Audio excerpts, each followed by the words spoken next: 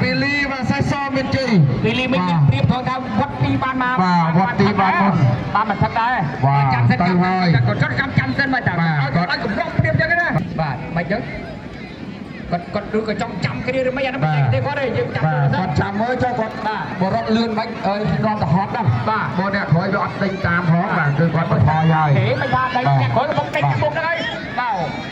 ទៅគឺចង់ចឹងមួយនោះបាទស៊ូមិនបានទេពីលីនេះទៅហើយបាទពីលីទៅបាត់ហើយបាទបោះបង់ចោលការប្រកួតមានបងប្អូនយើងថាបាំងណាសេះអត់ឲ្យមើលអីមើលទៅតែទៅវាចង់មើលទៅបាទបាទជប់ទី2ដាក់អស់ឡើងបាទជប់ទី2ហើយចាប់ផ្ដើមបាទ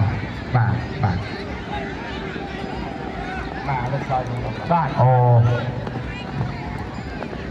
បាទអត់ដៃគូលុចមិនអត់ដៃគូយកអត់មានព្រៀបធៀបបានបាទដល់ហើយថាទៅហើយទៅឆ្ងាយហើយហ្វាវីហើយ